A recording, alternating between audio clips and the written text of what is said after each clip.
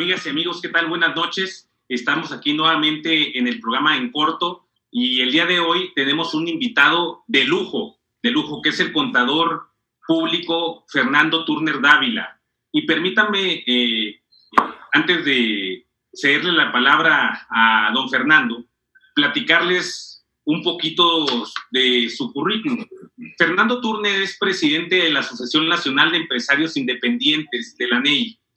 También es presidente del Consejo de Catcon, empresa con plantas de fabricación de dispositivos automotrices en los Estados Unidos, México, Sudamérica, Europa y Asia. Hasta hace poco fue secretario de Economía y Trabajo, es decir, dos secretarías, la de Economía y la del Trabajo, del gobierno del Estado de Nuevo León, con el gobernador Jaime Rodríguez Calderón, mejor conocido como el Bronco. Ha sido profesor en la Escuela de Graduados en Administración y Dirección de Empresas del TEC de Monterrey. Es contador público de formación, con amplia experiencia en el sector financiero, y tiene una maestría en Administración Pública de la Escuela Kennedy de Gobierno de la Universidad de Harvard. Además, cabe mencionar que Fernando es una persona muy exitosa, un empresario muy relevante en toda la región noreste del país, pero sobre todo, además es una persona que viene de esfuerzo. Entonces, Fernando, buenas noches, gusto en saludarte. Buenas noches, Jorge. Buenas noches a todos en Mexicali y en California. Fernando nos acompaña ahorita, él vive actualmente en Nuevo León, en Monterrey, y es originario de Coahuila, aunque ya tiene varias décadas viviendo en Nuevo León. ¿Es así, Fernando? Sí, así es. Soy originario de la región carbonífera de Nueva Rosita, Coahuila, también de Monclova, que vivimos mucho tiempo, pero ya prácticamente nos hemos hecho una vida aquí en Nuevo León. Aquí no me consideran todavía regio, porque tú necesitas nacer en el mero corazón de Monterrey para que te consideran regio, y tener 2 o 3 generaciones anteriores de regios. Bueno, pero lo que no cabe duda es que has hecho mucho también por Nuevo León, has contribuido mucho, al igual que tu estado natal, y es muy interesante esta plática contigo, Fernando, en corto, porque vamos a platicar de aspectos empresariales y cosas que tú conoces muy bien de la experiencia tanto profesional, empresarial, pero también en la experiencia política que finalmente te has desarrollado en esos lados. Pero bueno, primero que nada, ¿cómo estás? ¿Cómo está la familia? ¿Cómo está todo el mundo por allá en Nuevo León? Bueno, gracias a Dios estamos muy bien, encerrados, pero bien. La verdad es de que es una nueva experiencia estar encerrados, como quiera. Hay mucho que hacer, hay muchas actividades. Gracias a Dios que tenemos las redes sociales, las comunicaciones. Y pues, como todos, yo creo que los que nos estarán viendo se han identificado mucho la comunicación. Ya hay tiempo de hacer muchas cosas que no había tiempo de disfrutar, inclusive una buena caminata, ver los árboles, disfrutar el clima, que por cierto ha estado precioso aquí en Nuevo León.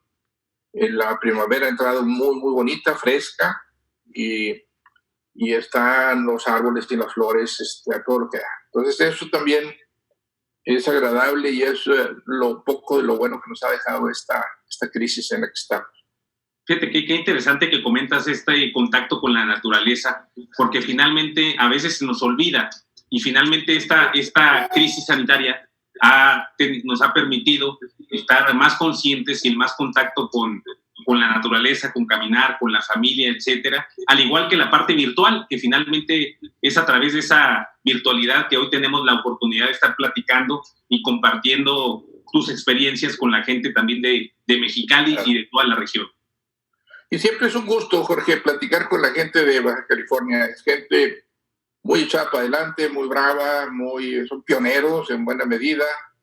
Es un estado de mucho progreso, de gente que ha llegado de todo el país y ha hecho el estado y representa muy bien a México, ¿verdad? Representa el valor de la gente de México, lo fuerte, lo recio, y a la gente del norte, ¿verdad?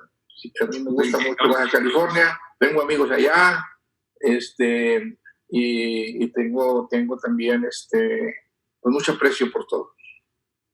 Gracias por tus palabras, Fernando, y sin duda no podemos estar más de acuerdo con ellas.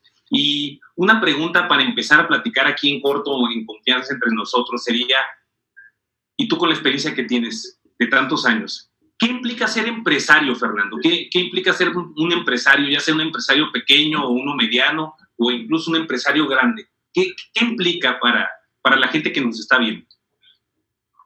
Pues yo creo que un empresario es una persona esencialmente optimista. Es una persona que tiene confianza o ve con el futuro con optimismo y se ve a sí mismo con fortaleza, con fuerza y con creatividad suficiente como para poder realizar algo y que ese algo pues sea un medio de formarse, de desarrollarse, de crecer, de tener autoestima y satisfacción. Habemos gente que somos aversos a la autoridad. O sea, a mí me tocó al principio de mi carrera como contador trabajar en organizaciones grandes y en términos generales batallaba para aceptar la jerarquía y la jerarquía batallaba para aceptarme a mí, ¿verdad? Pero la verdad es que gracias a Dios duré muchos años en esas empresas, logramos hacer cosas y aprendí mucho. Pero no nos gusta mucho la autoridad, la jerarquía y que otros decidan por nosotros pues lo que debemos de hacer, lo que debemos comportarnos, horarios y ese tipo de cosas, ¿no? Entonces, el empresario es una persona esencialmente independiente, libre, ¿verdad? Como somos mucho la gente del norte. Por eso también en el norte pues, prosperan más las empresas y hay mejor calidad de empresarios que en el resto de la República, yo diría, ¿verdad? Y ahorita que comentas esta parte, Fernando, ¿cómo le están pasando en este momento, en tu experiencia, a los pequeños empresarios? ¿Cómo le están pasando en esta crisis sanitaria e incluso también crisis económica? Pues mira, una de las cosas que tiene que vivir el empresario es el riesgo, la incertidumbre. No tiene asegurado el futuro, tiene siempre que estar vigilante para ver cómo le hace para que su negocio, su empresa permanezca, prospere, crezca. Entonces, en épocas de alto riesgo, de alta incertidumbre, pues la atención que tiene un empresario aumenta mucho. Claro que aumenta la atención de todos, de los obreros, de los empleados, de los políticos inclusive. Pero el empresario pues aumenta mucho su grado de estrés, de tensión. Y el futuro se vuelve todavía más incierto. Entonces, se tiene que estar, digamos, oteando el horizonte, viendo, analizando, estudiando y adaptándose a las circunstancias con una posibilidad alta de que no salga la otra orilla, de que no le vaya bien y que tenga que cerrar. Sí. Desgraciadamente en México hay muchos empresarios o empresas que están en situaciones difíciles. No venimos de un año muy bueno, el 2019, ¿verdad? Es un año difícil. En México tenemos muchos años en donde la liquidez es muy escasa, el dinero es caro, los bancos son muy duros para prestar, los proveedores, los clientes grandes, pues pagan lento y en general no es un ambiente el más propicio que haya para emprender, ¿verdad? En parte eso es una de las causas de que el país no crece tanto, porque el ambiente que hay para que empresarios medianos, pequeños, progresen o inicien negocios, los jóvenes emprendan, no es el mejor. Hay países en donde el ambiente es mucho más benigno para emprender y son los que más crecen. China, por ejemplo, Estados Unidos, que es un país en donde sobre todo en sus épocas iniciales, ¿verdad? Emprender era muy fácil y había mucho apoyo social. En México no nos hemos decidido a ser un país capitalista, liberal. de alguna manera. Siempre hay un debate ahí entre el ser capitalista, empresarial, apoyado en la iniciativa de millones, individual de millones de gentes, y hacer y que el gobierno sea el que haga las cosas, el que diga, el que diga. Nos debatimos ahí entre un capitalismo muy inacabado, muy incompleto, muy de cuates, muy de amigos, y poco liberal, y un estatismo, socialismo, etcétera. Ahora quizá lo vemos más, ¿no? En donde se han desatado muchas voces que ven a la empresa pues con ¿qué te diría? Con hostilidad, yo diría, ¿verdad? Y ven en la empresa a los oligarcas, ¿verdad? Que como si todo el mundo fuéramos oligarcas, oligopolistas o explotadores. Y pues la verdad que no, la mayoría, 99.9 de las empresas de México, pues son, ¿cómo se llama? Organizaciones sociales dedicadas a proveer un servicio o un producto con una forma eficiente y con eso ganar dinero. Pero no tienen ni poder de mercado, ni poder monopólico, ni poder de imponer nada, ni de acabar con la competencia. Entonces, ese ambiente de hostilidad, ¿verdad?, ha existido en México, tiempo en tiempo. De alguna o de otra manera no hemos querido aceptar que el gobierno no es parte de la solución, sino es parte del problema. Y que la única solución que hay son millones y millones y millones de individuos que trabajamos buscando nuestro propio bien y con eso generamos el bien común. Esa es una economía liberal, ¿verdad? Entonces, eso que comentas, Fernando, de que el gobierno como tal no es parte de la solución e incluso sí es parte del problema, pero sí pudieran apoyar de alguna manera a ser parte de la solución o no, o el gobierno, sí. ¿Qué tendría que hacer, vaya? El gobierno, su principal función, que no ha sido bueno, y no estoy hablando de ¿verdad? Estoy hablando de los últimos 30 años de gobiernos neoliberales, no han sido buenos para generar un ambiente en donde la iniciativa individual, el trabajo individual empresarial, caiga bien, o sea, pueda florecer. Siempre ha habido pues una serie de trabas, ¿verdad?, pues, que los gobiernos o no han querido, o no han sabido, o no han podido vencer intereses creados para liberar la economía de sus trabas, ¿verdad? La primera traba que tiene el ambiente, o sea, si tú no creas ese ambiente, ¿verdad?, es como si plantas unas flores o unas plantas en un terreno no fértil, ¿verdad? Solamente pocas crecen. Las más fuertes, las que genéticamente son las más bien dotadas, las que tú quieras, pero no es, pero son pocas. Y cuando tú necesitas muchas, como un bosque, ¿verdad? Tú necesitas que el bosque esté tupido para que produzca el bien social, el bien común, que es un bosque.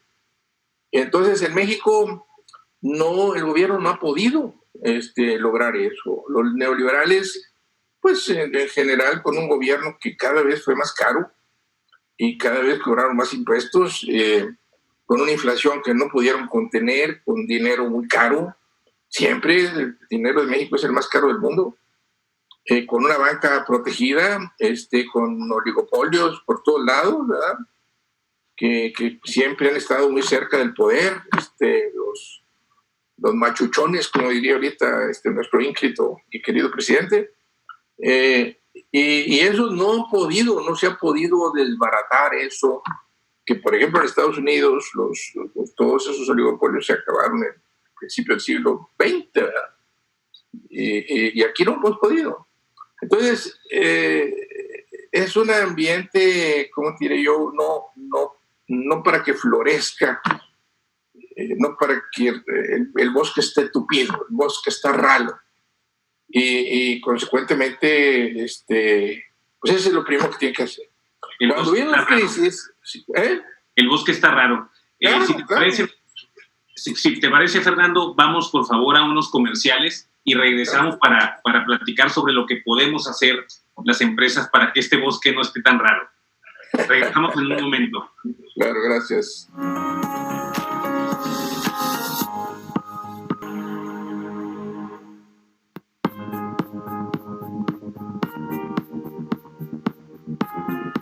Amigos, ¿qué tal? Nuevamente estamos platicando con Fernando Turner, presidente de la Asociación Nacional de Empresarios Independientes, y una gran experiencia como empresario y también como político. Como lo comentábamos hace un rato, fue secretario de Economía y de Trabajo en Nuevo León. Entonces es una persona que tiene tanto la experiencia política como la experiencia empresarial, y también le ha dado por ahí por estudiar de vez en cuando. Fernando, también has estudiado, ¿no? Sí, desde luego hay que estudiar. Me acuerdo yo que en la época de la fuerza neoliberal, yo criticaba mucho las políticas neoliberales, que tenían mucho que criticárseles. Y me decían pues que yo era un ignorante, que no tenía conocimientos, entonces porque ellos eran doctores en universidades extranjeras y yo no. Entonces decidí pues irme a estudiar a Harvard. Y me fui a estudiar a Harvard, ahí entré a los 60 años y saqué una maestría en administración pública, ¿verdad? Entonces ya me regresé y ahí con el titulito, y cada vez que me decían ignorante, pues les sacaba el titulito, ¿verdad? Ya no me dijeron ignorante, me dijeron otras cosas. Pero sí es conveniente ver que la época neoliberal no generó, digamos, en México el potencial, no lo desplegó el potencial que el país tenía, ¿verdad? Y no generó las condiciones para que se pudieran hacer más empresas, más empleo y más emprendedores. Entonces, ¿Por qué fue eso? Yo pienso primero un gobierno caro e ineficiente. De todas maneras fue un gobierno caro e ineficiente. Los gobiernos anteriores no tienen así cosas para recordarles mucho. Segundo, monopolios y oligopolios, ¿verdad? Por todos lados, que limitan la competencia y presionan a la empresa privada, liberalizada. Tercero, altas tasas de interés, dinero muy caro, con una banca que prácticamente pues es inexistente, tiene el 28% del PIB, que no es nada, es minúscula y rentista, ¿verdad? Cuatro, pues una apertura al exterior muy indiscriminada, muy tonta, yo diría, ¿verdad? Cuando tú tienes una moneda sobrevaluada por las altas tasas de interés y te abres a la competencia exterior, pierdes ramas completas de la economía, ¿verdad? Y esas son las principales razones. Nunca lo entendieron porque ellos se pusieron a combatir la inflación con medidas monetarias, cuando la inflación es generada por el gobierno, por de los gasolinazos, los aumentos de impuestos y por los monopolios y oligopolios. Simplemente hay que ver los precios de las autopistas, del ferrocarril, de los aeropuertos, del internet, de todo eso, ¿verdad? De los grandes oligopolios, puedes compararlos con los Estados Unidos y van a ver que los costos son mucho mayores, ¿verdad? Entonces eso lastra la competitividad de las empresas que están abiertas a la competencia exterior, que han venido cayendo, y esas competencias son las más productivas, esas empresas son las más productivas, son las más, de más productividad. Por eso la productividad de México ha venido cayendo. No es problema del obrero, es problema de que cada vez más es una compañía de servicios, como turismo, como restaurantes, como ese tipo de cosas, tienen baja productividad y por una baja capitalización del sector productivo. Entonces, no le hicieron bien. Acabamos con 55 millones de pobres, eso es un hecho, ¿verdad? Acabamos con la banca en manos del extranjero, acabamos con muchas empresas en manos extranjeras. Entonces, no podemos decir que se hizo bien, pero pues eso tampoco podemos decir que se están haciendo bien las cosas, ¿verdad? Desgraciadamente esperábamos una mejora, una sustancial mejora, por eso la gente votó en tal cantidad por un cambio, ¿verdad? Y ese cambio pues estamos viendo que no es el que nosotros queríamos, no es el que queríamos, cuando menos no, pues yo diría la mitad de los que votamos o votaron por López Obrador. Queríamos un cambio del modelo neoliberal. Ahorita que comentas esta parte y estamos llegando a algo muy álgido en el programa. De hecho, el sector empresarial o algunas cámaras del sector empresarial en las semanas pasadas, los días pasados, han criticado que el gobierno no ha mostrado una actitud para apoyarlos como tal. Desde tu punto de vista, ¿qué es lo que el gobierno tendría que hacer en este momento de crisis sanitaria y de crisis económica, como bien comentas, para impulsar la economía del país? Lo primero que tiene que hacer es unir al pueblo, a la gente. En vez de estar dividiendo, unir. ¿Ya? Y luego, en esa unidad, convocar a líderes legítimos, que no todos son legítimos, lo están ahí, a ver qué se requiere hacer.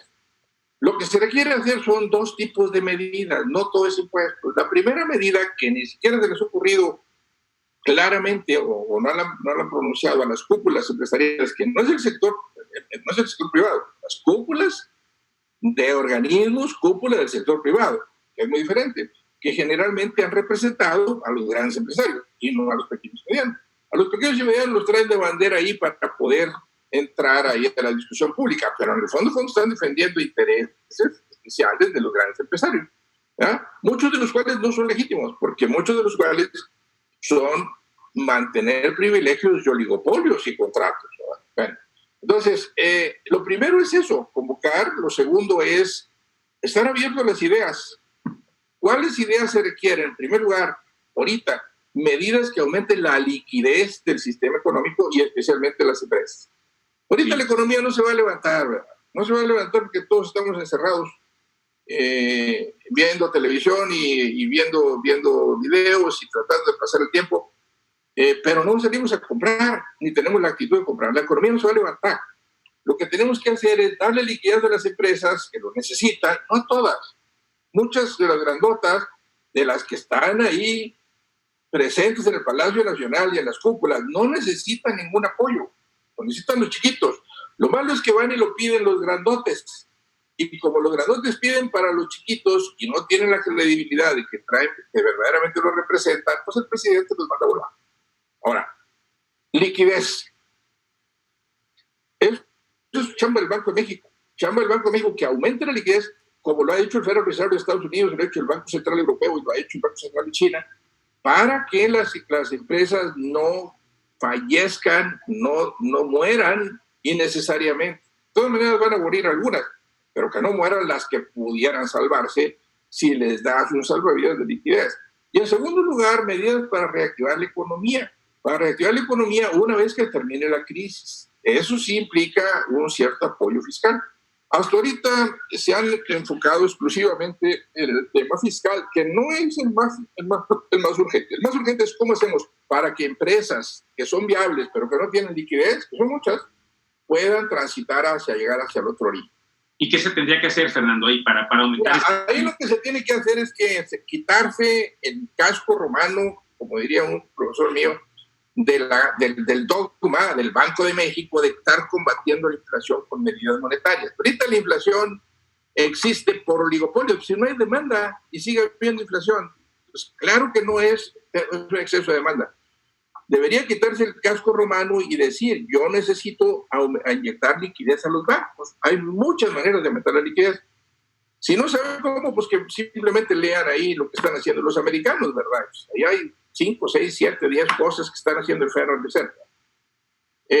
Necesita que los bancos tengan liquidez y que esa liquidez los obligue o los induzca a prestar.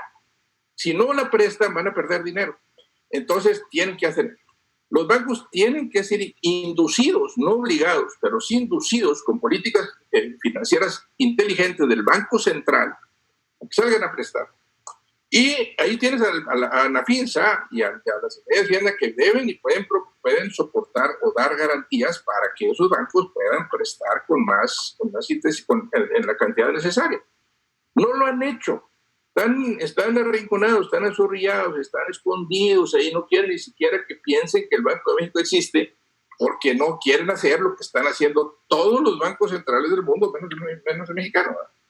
Eso implica también bajar tasas de interés. Las tasas de interés mexicanas son extraordinariamente altas. Y con esas tasas de interés, la recuperación económica va a ser muy difícil. Nadie va a salir a comprar un coche o una casa con este nivel de tasas de interés cuando el nivel de salarios y de utilidades de las empresas va a bajar mucho. Entonces, eso es lo primero. Nadie está enfocando eso. ¿Por qué no se enfoca? Porque dentro del CCE, la cúpula de cúpulas, ¿verdad?, están los banqueros. Y los banqueros prefieren pasársela de muertito y no prestar aquí. Ahora, dicen, ya extendimos los créditos, pero no todos, y no a las empresas.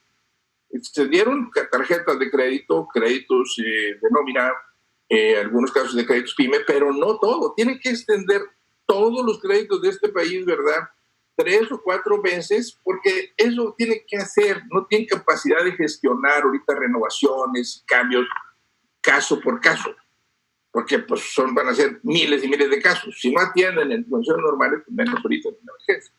Eso es lo primero. Lo segundo es si se necesitan apoyos fiscales. El presidente está encerrado en otro dogma muy neoliberal, curiosamente. Neoliberal el presidente. Sí, es un neoliberalismo hostil el que estamos viviendo. O sea, un gobierno que no quiere incurrir en un déficit.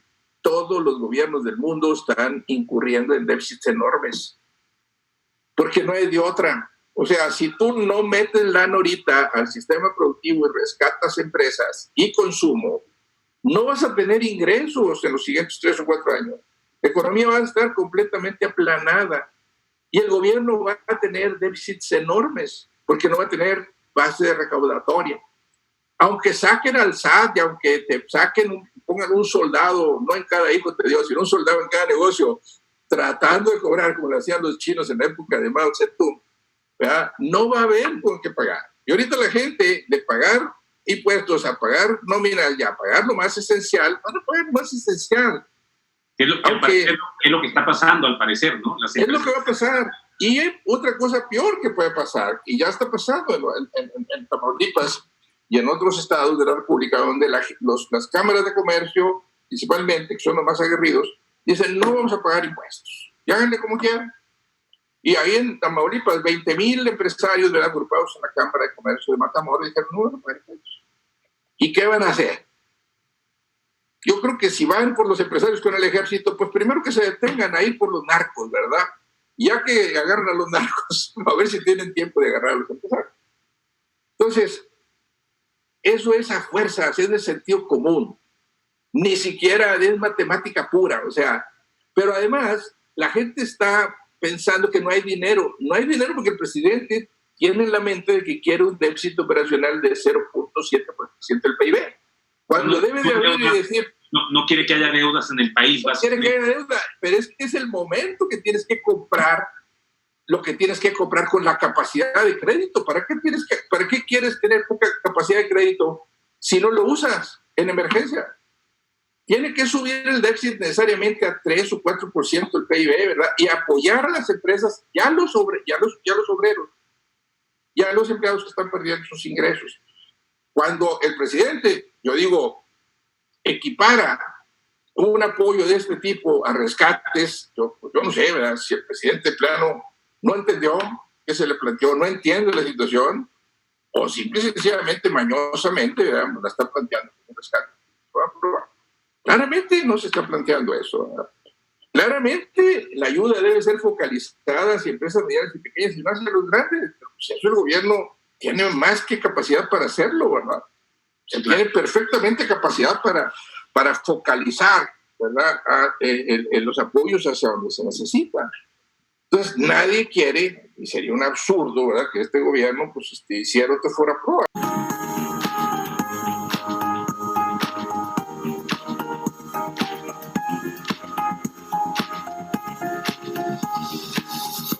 ¿Qué tal, amigos? Regresamos. Estamos platicando con Fernando Turner, presidente de la Asociación Nacional de Empresarios Independientes. Platicábamos aquí y nos comentabas, Fernando, sobre que los empresarios grandes de una u otra manera tienen sus apoyos o a veces sus apoyos no se requieren. Sin embargo, hay un gran porcentaje, la mayoría de los empresarios pequeños, microempresarios, medianos de México, ¿a ellos quién los representa? ¿Quién los apoya o cómo se puede impulsar en este momento desde el gobierno este apoyo, este impulso a la clase empresarial? Esa es una pregunta muy interesante.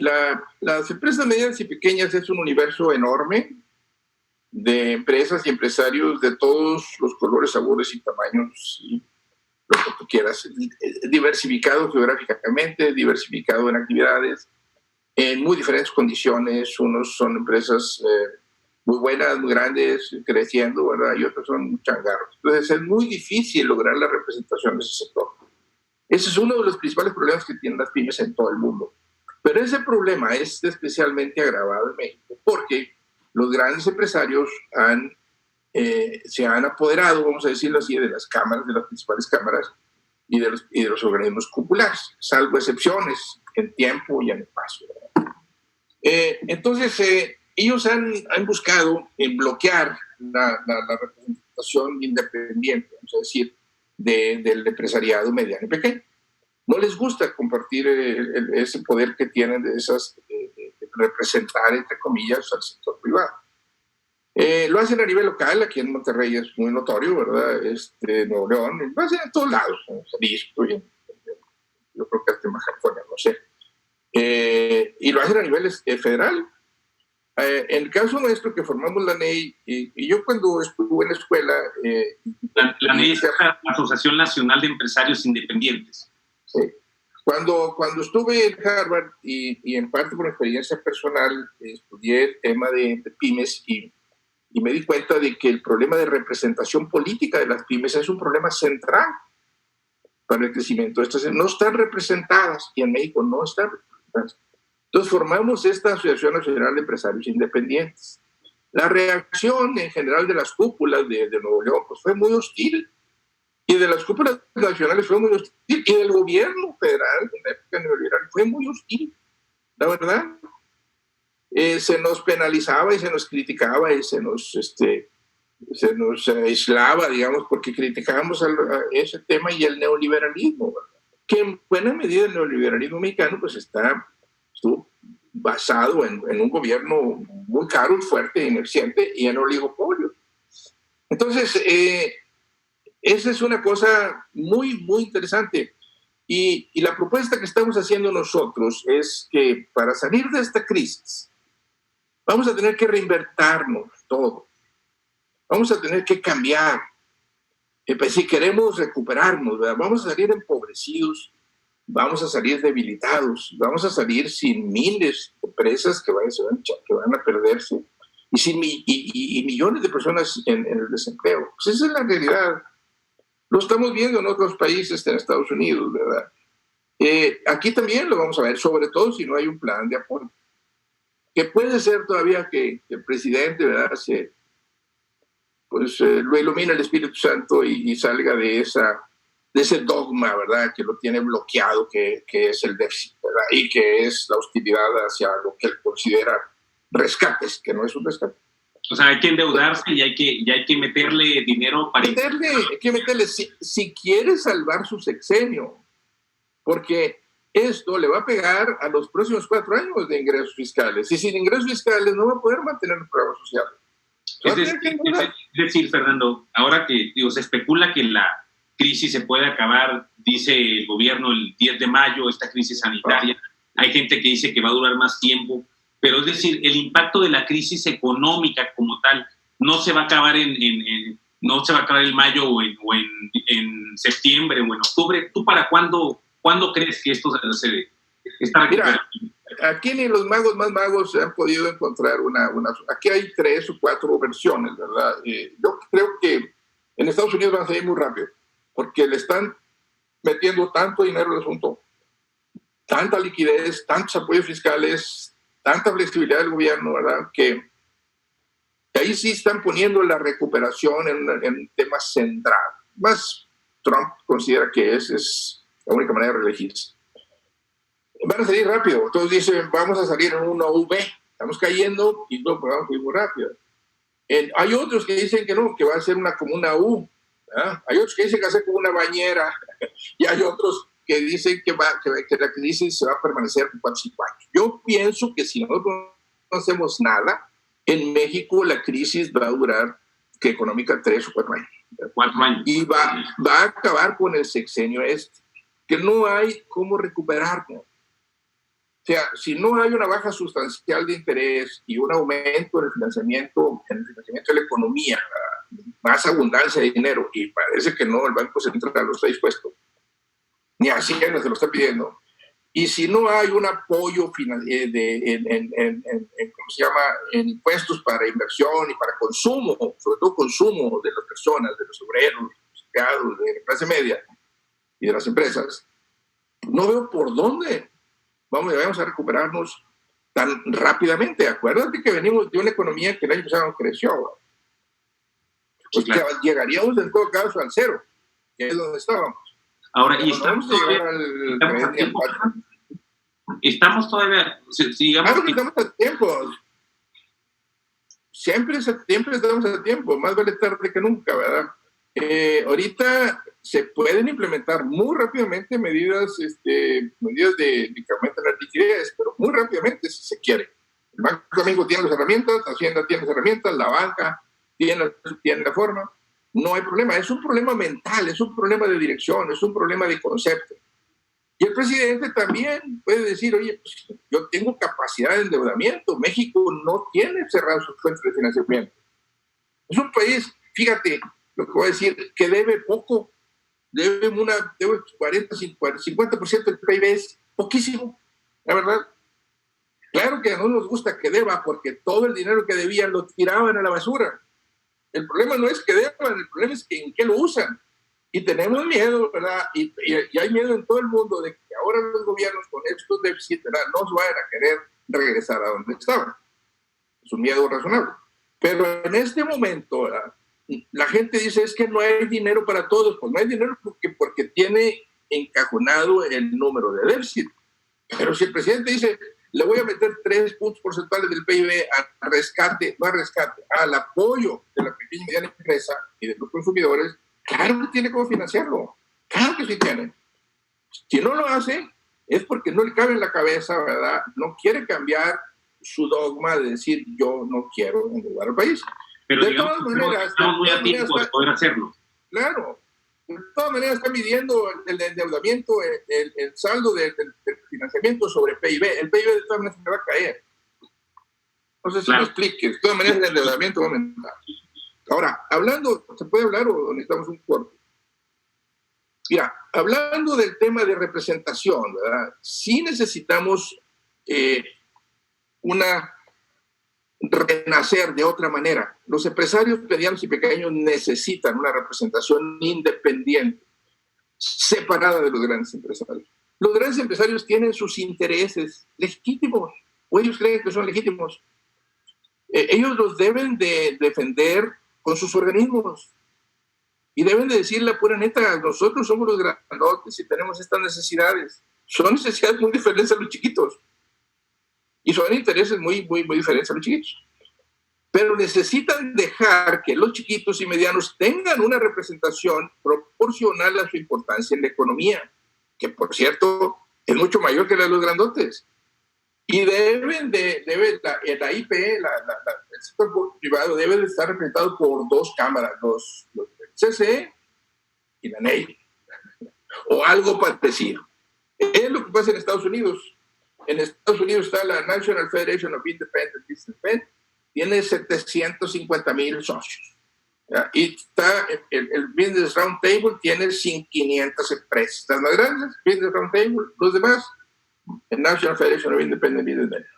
Entonces, te haces creíble, Jorge. Tú vas al Palacio Nacional a defender a las pequeñas cuando siempre has trapeado con los intereses de las pequeñas y siempre los has trocado por los privilegios de las grandotas. Pues no te creen ni el presidente, ni te creen los pequeños y medianos, ¿verdad? Salvo aquellos que consideran incorrectamente que los intereses de los grandotes son pues, los intereses de los pequeños. Eso sabemos que no, ¿verdad? Claro. O sea, el interés de un oligopolio nunca va a ser que haya competencia interna aquí, ¿verdad?, para que los precios bajen y la calidad de los servicios aumente. El interés del oligopolio es, quiero seguir teniendo el oligopolio. El interés de los que tienen contratos con el gobierno, quieren seguir teniendo esos contratos. El interés que tienen, concesiones de autopistas y de aeropuertos, quieren seguir teniendo esas concesiones con precios muy caros y con rentabilidades excesivas. Son los únicos negocios buenos que ha habido en el país en los últimos 25 o 30 años. Entonces, por eso se necesita renacer con dos organizaciones. La NEI va a luchar por lograr ese espacio. Creo que podemos hacerlo, tenemos las propuestas para que este país sea un país ganador, para que este país sea un país respetado, para que el país sea un lugar en donde existan políticas públicas que permitan que los empresarios medianos y pequeños podamos progresar. A mí será porque siempre he pensado de forma independiente, veo yo lo que se puede lograr trabajando. Nosotros empezamos una empresa hace 25 años en una nave de 500 metros cuadrados, ¿verdad? Teníamos probablemente 10 empleados, vendíamos aquí una planta que teníamos en Saltillo, y ahorita tenemos 12 o 13 plantas en todo el mundo. Tenemos 4 plantas en China. 4 plantas en China. Es donde más hemos crecido. ¿A poco hemos crecido que porque allá es una dictadura? Porque allá están las condiciones para que opere, para que mejores hasta un extranjero como nosotros. Tenemos planta en Polonia, no tenemos ningún problema. En la India, en Estados Unidos, en México. Y resulta que vemos, con tristeza, que la carga fiscal nuestra es mucho más alta en México que en cualquier otro país. ¿Cómo? Entonces, y los servicios y las condiciones son peores. Sí podemos hacerlo. México es un país grande, es un país poderoso, pero hemos tenido muy mala administración central, ¿verdad? De todo. Muy interesante lo que comentas. Permíteme ir a un pequeño corte comercial y regresamos con este tema que comentas yo quisiera preguntarte sobre los empleados y la gente, la clase trabajadora aquí, en diferencia con otros lugares del mundo, los chinos, los polacos, etcétera. Entonces regresamos en un momento. Sí, cómo no.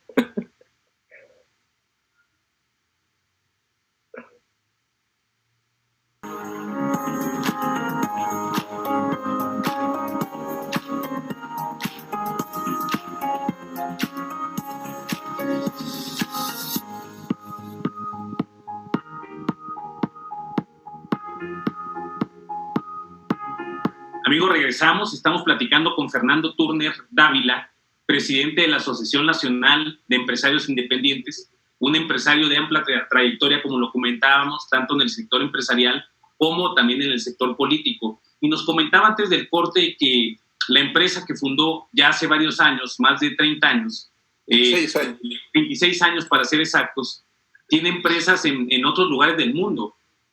13 lugares, Fernando, para ser exactos. Entonces, 13 plantas en el mundo. Yo lo que te quiero preguntar es, tú que has vivido la experiencia de cerca y tienes, ahora sí que clase trabajadora en otras partes del mundo, ¿cómo están los trabajadores chinos comparados con nosotros, los mexicanos o los polacos o los de algún otro lado donde tienes planta, en la India, por ejemplo? Mira, los trabajadores mexicanos son tan buenos o mejores que cualquiera. Yo cuando fui a China a buscar la localización, me encontré a un mexicano que manejaba una planta ahí de una compañía americana. Esa planta hacía lo mismo que hacía otra planta aquí en Ciudad Juárez que la había manejado. Le pregunté, ¿cómo ves a los trabajadores chinos en relación con los mexicanos? Porque los mexicanos son mejores. Yo opino lo mismo, sin demeritar a los chinos, o sea, ni a ningún otro, pero los trabajadores mexicanos no es el problema, es una fuerza, es una fortaleza. Si tú les das métodos adecuados de trabajo, un ambiente correcto, un lugar limpio para trabajar, respeto, un salario razonablemente bueno, tecnología, equipo, buenas herramientas, buenas materias primas, te van a producir niveles de calidad extraordinarios. Nosotros tenemos una empresa en donde tenemos niveles de calidad altísimos en México. Hemos ganado premios de calidad varias veces, ¿verdad? Entonces, no ese es el problema. El problema es que el obrero mexicano trabaja con muy poco capital atrás. Entonces, es muy improductivo porque no trae el capital que requiere. Trae una máquina vieja, una computadora obsoleta, un software que no jala, pirata a lo mejor, una troqueladora ahí también que se borrotea, trabaja con materias primas no muy adecuadas. Estoy exagerando. Pero si tú no le pones... ¿Tenemos con qué? Claro que tenemos con qué. Y tenemos además, somos buenos empresarios. O sea, nosotros trabajamos con una estructura completamente austera, lineal, bajita, plana, como ninguna otra empresa de autopartes en el mundo. No tenemos corporativo, no tenemos ni siquiera unas oficinas corporativas, no tenemos staff corporativo. Y funcionamos bien, perfectamente bien. Tenemos 26 años, no hemos tenido pérdidas ni un solo año, ni uno. Ni en las peores crisis, espero que este año tampoco, pero no sé. Entonces, somos muy buenos, porque estamos ya curtidos entre tanta crisis y entre tanto andar cabeceando el gobierno. Claro, hay de todo, ¿verdad? Y entre más te bajas de nivel y de capacidad, pues, ves cosas aberrantes, pero también las ves en China, y también las ves en Estados Unidos, y no todo es General Motors o Amazon o Google, ¿verdad? Pues, las empresas pequeñas y medianas en todo el mundo, ¿verdad? Están trabajando con las uñas. Fíjate, qué interesante esto que dices, Fernando, y qué motivo de orgullo y qué privilegio estar platicando contigo aquí en corto y en confianza. Y hay una pregunta porque se nos está acabando el tiempo, que quisiera preguntarte en estos pocos minutos que nos quedan, sobre el Pacto Fiscal Federal. Fíjate que se ha hablado a últimas fechas, algunos gobernadores, de que el Pacto Fiscal Federal debe revisarse o debe cancelarse incluso. ¿Qué significa esto aquí platicando en corto? Mira, desde hace 40 años, no sé qué presidente, López Portillo, uno de esos, se le ocurrió, ¿verdad?, cuando quiso meter el IVA, a hacer un pacto fiscal de tal manera de que el IVA pudiera entrar. Y eso implicó que el gobierno federal centralizara prácticamente la recolección de todos los impuestos y luego le pasara a los estados una cierta proporción que pues se definió de una manera inicial y se ha ido modificando con el tiempo, pero a base de presiones políticas. La verdad es de que la idea era generar una cierta solidaridad de los estados que más generan y producen, como son los del norte con los del sur. No es malo eso. Lo que pasa es que todo tiene sus límites, ¿verdad? Y ahora los estados del norte sienten que han sido olvidados y no tienen el apoyo necesario para mantener y crecer su planta productiva y el progreso de sus gentes, porque todo el dinero se va a la federación o al sureste. O sea, la tensión que ha generado la aplicación de cantidades adicionales o muy fuertes fiscales al sureste está generando un disgusto de los estados de más fuerza y de más productividad. Jalisco, Nuevo León, Tamaulipas, Coahuila, Chihuahua. Es correcto lo que están diciendo, porque se están exagerando esas políticas que primero eran de solidaridad, pero ahora ya no son de solidaridad, ya son excesivamente perdedoras para los estados del norte y ganadoras para los del sur, que entre paréntesis siempre se le ha metido mucho dinero, no es ninguna novedad que se le meta dinero al sureste, tienen décadas metiéndole dinero y como quieran no progresan tanto, porque no es cuestión de dinero, es cuestión de actitud, es cuestión de gobiernos, tienen gobiernos muy malos en general, es cuestión de infraestructura, tienen muy mala infraestructura, se han robado mucho dinero por todos los gobernadores, no tienen los suficientes ingenieros y técnicos y no tienen management. ¿Y por qué no tienen management? Bueno, pues por todo lo mismo, ¿verdad? Fíjate, si quieren que el sureste progrese, necesitan un régimen especial de tributación de 20 años, bajarles los impuestos 20 años, ¿verdad? Y ya no meterles nada. Y entonces todos los empresarios del norte nos vamos a ir a aumentar nuestras plantas, a mejorar, ampliar nuestras plantas al sur, ¿verdad? Y vamos a llevar tecnología y conocimientos y productos y todo eso, ¿verdad? Pero claro, si no, pues es tirar dinero o seguir tirándolo en plantas del Estado. Y el Estado nunca ha sido eficiente. Yo tengo uso de razón, ¿verdad? Sobre todo desde el 70 y tantos hasta ahorita, ha sido un fracaso el Estado, de todos los sectores, de todos los gobiernos, del PAN, del PRI y ahora de Morena. Pues, ¿cómo? Entonces, eso es lo que están pidiendo los gobernadores y la gente en Nuevo León. Ese clamor está fuerte y creo que es muy bueno porque va hacer que se moderen esas políticas de gasto. Fernando, muchas gracias por tus comentarios, se nos acaba el tiempo. Antes de cerrar el programa, solo te preguntaría si algún pequeño empresario o microempresario quiere empezar a explorar más esto de unirse entre ellos, ¿qué tiene que hacer? ¿A dónde acudir o qué consultar, Fernando? Entren a la página de anei.org. Ahí van a ver qué es, ¿verdad? Mándenos un mensaje y nos gustaría mucho revivir un capítulo que iniciamos en Baja California, en Mexicali o en Tijuana, o en Sonora, ¿verdad? Nos estamos reforzando esa actividad. ANEI.org, ANEI, Asociación Nacional de Empresarios Independientes.org. Sí.